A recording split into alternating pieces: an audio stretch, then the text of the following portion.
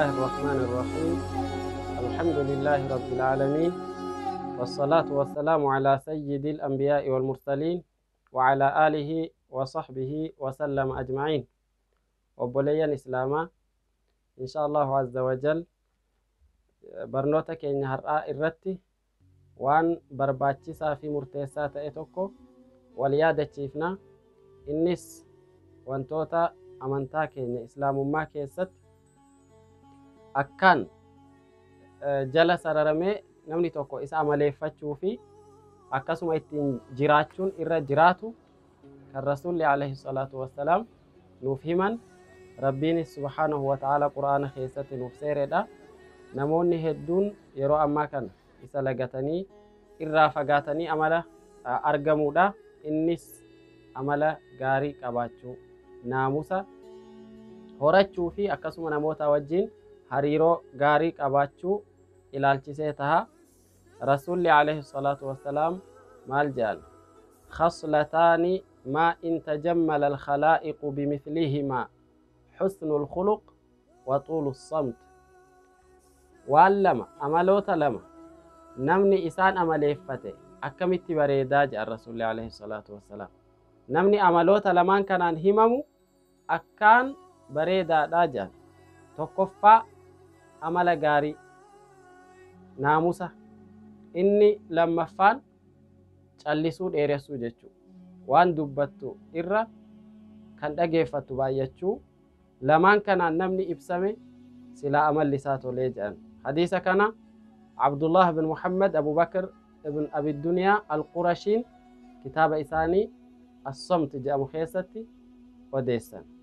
Rasuulli alayhi salaatu wassalaam hadiisa kana keessatti qabxiilee gurguddoo lama nuuf kaasan jechuu, kan ilmi namaa kamiyyuu isaan amaleeffachuu qabuu fi namni isaan qabu rabbii birattis namoota birattis kabajaa fi ulfina ittiin argatu jechuu. tokkoffaan husna al-khuluq, amala miidhagfachuu, naamusa gaarii jechuu. amala gaariin hadiisa kana keessatti dubbatame kun waa sadii irraa bakka bu'a. waan sadiitu amala gaarii jedhamee ibsama jechuu. namni tokko amala gaarii qaba kan jennuun yoo waan sadeen kanaan kan ibsamu taheedha. tokkoffaa kafful adhaa aninnaas, namoota irraa rakkina ofii qabachuu jechuu, nama rakkisuu dhiisuu. muslimni obboleeyyan isaa muslimootaa fi warreen muslima hin taanes hin rakkisu jechuu. harki isaa nama biratti hin darbu, arrabni isaatis nama biratti hin darbu, of qusataadha. inni lammaffaa wantoota amala gaarii calaqqisiisanii fi bu'uura ta'an keessaa watahammulul adhaa aninnaas, balaa fi rakkoo namoota irraa sitti dhufu irratti obsuu jechuu, sanbaadhachuu. namni jecha isaatiin daangaa sitti darbuu danda'a, gocha isaatiin sirifachiisuu yookiin immoo waan sadarkaa keetiif hin malle gochuu danda'a. hogguusan rabbiif jecha waan san dandeechee irratti obsuutu amala gaarii jedhama. inni sadaffaa wa an ya'mala al-ma'ruufa ma'a alladhi ya'rifu lahu ihsaanahu wa ma'a alladhi laa ya'rifu lahu dhaalika. waan tolmaata qabuu fi gaarummaa ta'e kamiyyuu hojjechuudha namoota biroo wajjin jechuu, namootatti tola ooluudha. namoonni sun tola ati itti ooltu san siif beekanis, namni sii beekus siif beekuu dhabus rabbiif jecha niyyaa kee qulqulleeffattee namatti gaarii ooluu, tolmaata hojjechuu. wantoota sadeen kanatu amala gaarii jedhama. namni kana qabu amalli isaa waa bareede jedhan rasuulli alayhi salaatu wassalaam. waman naala husna al-khuluq, namni amala gaarii kan qabu wantoota amma dubbataman sadeen kan amaleeffate faqad naala maqaaman caaliyan, inni dhuga'aatti sadarkaa guddaa irra gahee jira jechuu. faqad yablugu ar-rajulu bihusni khuluqihi darajata as-saa'imi al-qaa'im, namni tokko amala gaarii inni qabuun qofa sadarkaa nama halkan dhaabbatee salaataa buluutii fi guyyaa soomee ooluu irra gahuu danda'a jechuu. amalli gaariin sadarkaa namaa baay'ee ol fuudha jechuu. kanaaf namni tokko halkan dhaabbatee hirriba if dhoowwee salaatatti buluun hedduu ulfaataadha. Guyyaas nyaataa fi dhugaatirraa wantoota sooma balleessanirraa if qusatee dabarsuun baay'ee namatti jabaata. Garuu sadarkaa namoonni kun qaban amala ifii miidhagfachuudhaan wantoota sadeen amma dubbataman kana amaleeffachuudhaan qofa Rabbiin subhaanahu wa ta'ala irraan si gahuu danda'a. Sadarkaa san gahuu dandeessa jechuudha. Namni tokko halkan dhaabbatee kan bulu yoo ta'e salaataan, guyyaa soomee kan oolu yoo ta'e amala gaarii yoo hin qabaatin, inni kaan immoo amala gaarii qabaatee yoo gocha kanan hojjetin sadarkaan isaanii wal qixa ta'uu danda'a jechuudha. Kanaaf amala gaarii qabaachuun hunda keenyaafuu waan barbaachisaati jechuudha. Rasuulli alayhi salaatu wassalaam hadiisa biroo keessatti maal jedhan? Ana za'iimun bibaytin fi rabadil jannah liman taraka almiraa'a wa in kaana muhiqqaa. Ani mana tokko wabiin ta'aafii jedhan, naatu wabii ta'ee isaaf kennisiisaa mana tokko qarqara jannataa irratti. Jannanni sadarkaa hedduu qaba. Sadarkaa jannataa isa jalqabaa keessatti mana tokko naatu wabii tahaa jedhan, nama mormii bu'a maleeyyii ta'e, bu'aa hin qabne jechuu dhiiseef osoo dhugaarrallee jiraate. Kana jechuun mormiin haala hundatti sirrii miti, dhoorkaadha jechuu miti. Nama tokko yoo jallinarra jira, dogongorarra jira ta'e haqa sanirraa, dogongora sanirraa gara haqaatti isa deebisuudhaaf waan inni hojjete san badiisaa san itti garsiisuuf isa mormuu ni dandeessa. Kuni shari'aa keessatti waan balfamaa fi dhoorkamaa miti. Mormii fi falmiin shari'aa keessatti Rasuulli alayhi salaatu wassalaam irraa dhoorkan isa bu'aa hin qabne jechuu, kan dhugaa dhugoomsuun keessa hin jirre, badii oomsuun keessatti hin argamne gocha akkasii irraa if qusachuu. Kuni amala gaarummaa sadarkaa namaaf ida'an keessaa jechuu. Wabibaytin fi wasaxil jannah liman taraka alkadhiba wa in kaana maazihan jedhan. Ammas mana tokko naatu wabii ta'ee kennisiisaaf jedhan Rasuulli alayhi salaatu wassalaam. Giddugala jannataa keessatti nama kijiba dhiiseef, dubbii isaa keessatti nama hin kijibneef anaatu wabii ta'ee giddugala jannataa keessatti handhuura jannataatitti mana kennisiisaafii jedhan. Osoo qoosaafillee tahe waan kijiba ta'e kan hin dubbanne yoo ta'e jechuudha. Kijibni haala hundatti fokkisaadha. Dhuga'aa itti yaaddee yookiin immoo qoosaaf taphaafillee yoo dubbatte kijibni shari'aan keenya waan balaaleffatudha jechuudha. Sadaffaa irratti maal jedhan? Wabibaytin fi a'la aljannah liman hassana khuluqahu. Mana tokko immoo naatu wabii tahee kennisiisaa jedhan Rasuulli alayhi salaatu wassalaam. Jannata sadarkaa olaanaa keessatti jechuudha. Nama amala isaa miidhagfateef jedhan Rasuulli alayhi salaatu wassalaam. Amala miidhagsuu jechuun wantoota sadeen armaan olitti dubbannee saniin ibsamudha jechuudha. Hadiisa kana Imaamul Bayhaqiin kitaaba isaanii Al-Aadaab jedhamu keessatti odeessan. Kanaaf obboleeyyan Islaamaa waa hunda keessatti if to'achuun barbaachisaadha. Amala keenya sirreessuun nurraa eegama jechuudha. Ariifachuu, waa hunda irratti fiiguu keenyaan dura dhaabbannee if ilaaluun, tasgabbaa'uun waan muslima kamirraayyuu eegamu jechuudha. Akkasuma obboleessa kee muslimaa tokko wajjin hariiroon ati qabdu akka namoonni si wajjin hariiroo qabaachuu qabaniif hawwitutti ta'uu qaba. Waan ifii keetiif kajeeltu, akka namni ittiin si dubbisu, akka namni ittiin siif hojjetu waan kajeeltu tokko obboleessa kee muslimaa wajjin raawwadhu jechuudha. Waan ifii keetiif namni osoo si godhe si gammachiisu tokko obboleessa kee muslimaatiif godhi jechuudha. Rasuulli alayhi salaatu wassalaam maal jedhan?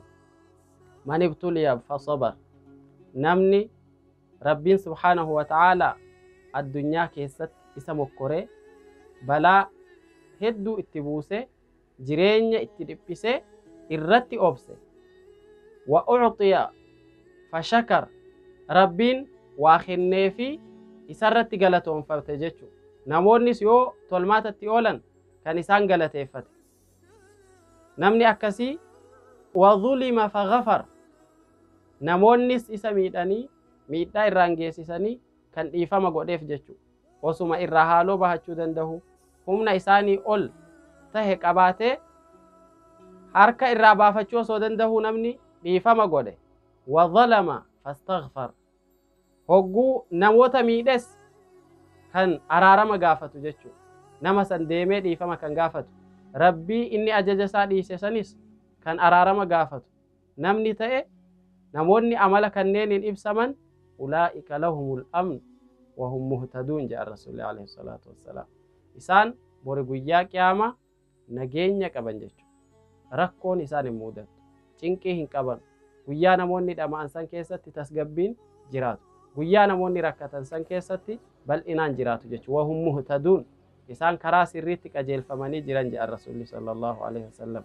Hadiisa kana al-Haafiz as-Suyuutiin kitaaba isaanii al-Jaami' as-Saghiir jedhamu keessatti sahiihul isnaadi jechuudhaan odeessanii jiran jechuudha. Kanaaf wantoota kana amaleeffachuun jireenya keenya keessatti raawwachuun barbaachisaadha. Humna waan qabaatteef qofa haaloo bahachuu waan dandeecheef qofa humna kee namatti hin garsiifatin. Dhiifama namaaf godhi. Humna keessan rabbiif jecha gadiif qabiiti waan namoota irratti badii hojjetu san khayrii ittiin hojjedhuuf jechuudha. Gaafa san rabbiin subhaanahu wa ta'aalaa sadarkaa kee isa birattii fi namoota birattis qabdu ol sii fuudha jechuudha. Jireenya kee keessatti namoonni yoo si zollaman, yoo hojii keetiin malee si himatan, ati obsiiti rakkina isaanii kana baadhachuuf yaali jechuudha. Aamir ibn Abdillah at-Tamiimi al-Anbari sahaabitichi jedhamu radiyallahu anhu nama baay'ee rabbii fi sodaatu ture. Nama ajaja rabbii subhaanahu wa ta'aalaa guuturratti umrii isaa dabarseedha. Nama islaamummaa babal'isuuf lubbuu ifii fi qabeenya ifii kennee dirree waraanatti bobba'ee lolaa ture. Haa ta'uutii jechoota namootaatii fi badii namootarraa hin hafne jechuudha. Namoonni isa komataa turan, waan inni hin qabneen isa himataa turan. Jireenyi isaa hundi kan gammachuutii fi kan qananii hin turre. Maaliif? Addunyaan biyya waan hojjettu irratti qananii itti argattu miti, jazaa inti sii kafalu miti. Namoonni amala inni hin qabneen mootii yeroo sanii Uthman ibn Affan biratti isa himatan jechuudha. Maal jedhaniin? Tuhima binabdhi xaa'a. Inni fincila mootummaa irratti hojjeta, mootummaa hin kabajuu jedhaniin. Akkasuma karaa sirrii ta'erraa fagaatee jira. Kharaja an as-sunnati wal jamaa'a. Hawaasa muslimootarraa fottoqee jira, karaa sirriirraa fottoqee jira jedhaniitti isa himatan. Akkasuma dhalaa hin fuudhu, foon hin nyaatu, mootota irrattis ni boonaa jedhaniitti namoonni holola irratti oofan mootummaa fi isa walitti buusuuf jechuudha. Hogguu kana Uthman ibn Affan ifitti isa yaamsisan. Inni biyya Basraa keessa jiraata ture. Mootii biyya Basraa sanitti xalayaa erganii akka dhimma isaa kana qoratuu fi bakka isaan jiranitti akka isa fiduuf gaafatan jechuudha. San booda isa qabanii hogguu Uthman bira fidan, Uthman gaafii isa gaafate jechuudha. Namoonni waan akkasiitiin si himataa jiru, dhuguma waan kana raawwatteettamoo akkami jedhanii gaafannaan deebiin inni kenne maal jeen? Qaala ana rajulun lii nafsun waahida. Namoonni inni dhalaa hin fuudhu jedhaniiti na komatanii, ani nama lubbuu takka qabu, lubbuu takkaanin jiraadha. Wa akhshaa an taglibani zawjatu alayhaa. Lubbuu tiyya takkittii tanarratti dhalaa yoon hin fuudhe isii hoogganuu hin danda'u, na injifachuu dandeessi jedhee sodaadheetiin dhiise malee shari'aa irraa bahuuf yookiin ajaja fuudhaa shari'aa keessatti kenname san faallessuufi miti, humna kiyya ol natti taha jedheeti malee jeen. Inni lammaffaa foon hin nyaatu kan jedhan, ani foon yoo lubbuun tiyya kajeelte nin nyaadhaa, haraama hin jenne, waan lubbuun nan kajeelleef hin dhiisee je. Inni sadaffaa mootota irratti ni boona, fincilaaf hojjeta kan jedhanii na himatan garuu hijibaa je. Ani mootota bira hin deemu, majlisa isaanii hin dhihaadhu, sababni isaas laysa lahum haajatun ilayya isaan anatti waan itti dhimmaman hin qabanu dhimma tokko narraa hin qabanu walaysa li haajatun ilayhi anis isaan irraa dhimma hin qabu eega dhimma walirraa hin qabne maalin godha je'eetin iddoo isaan jiran irraa fagaadhe malee tuffiif yookiin immoo jibbaaf miti je'ee himata isaan itti himatan kun dogongora ta'uu ibseef jechuu. Hogguu kana Uthman ibn Affan akka inni ajaja mootummaa jalaa hin baanee fi fincilaaf hin deemne hogguu mirkaneeffatan isa dhiisaniiti garuu biyya Iraaqii tana dhiisee gama biyya Shaamitti deemee akka mana ijaarratu isa kadhatan isa gaafatan jechuu. Hogguu kana innis ajaja isaanii fudhatee biyya Iraaq keessaa gama biyya Shaamitti deemuuf meeshaa isaa hogguu walitti qabatee bahuuf je'u kharaja khalqun kathiir ummata hedduutu gabbahe jechuu liwaddi'uuhu isa gaggeessuuf deeggartoota hedduu qaba namoota isa jaalatan jechuu isa gaggeessuuf hogguu manaa bahan bakka Mirbad jedhamtu hogguu gahu dhaabbateeti namoota dhaabadhaa je'en anamma imalan deema isinis gama mana keessanitti deebi'aa hanga kana eegana geggeessanii isin gahaa je'eeti garuu deebi'uu keessaniin dura ani du'aa'in siniif kadha isin aamiin je'aa je'en san booda ni dhaabbatan qaala innii daa'in fa'amminuu alaa du'aa'i ani du'aa'in godha isin aamiin je'aa je'en farafa'a yadayhi waqaal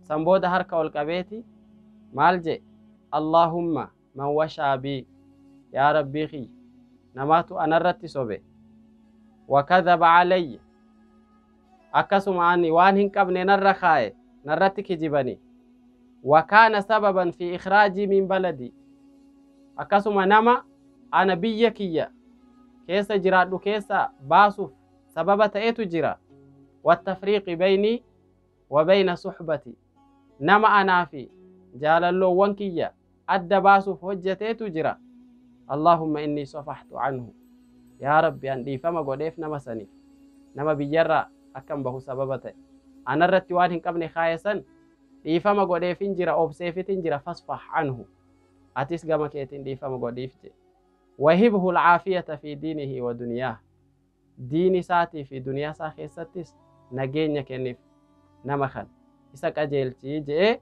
rabbii fi kadhate jechuu akkasan tahuu qaba namoota biyyarraa isa baasan waan inni hin qabneen isa himatan hogguu biyya gadhiisuuf deemu rabbii kadhateef akka rabbiin dhimma isaanii sirreessuuf jechuu atis obboleessa kiyya yoo jireenya kee keessatti namoonni waan ati hin qabneen si himatan yookiin waan ati hin barbaanne sitti hojjetan irratti obsii gorsii rabbii kadhadhuuf gaafa san rabbiin subhaanahu wa ta'aalaa biyya lamaanittuu sadarkaa kee guddisa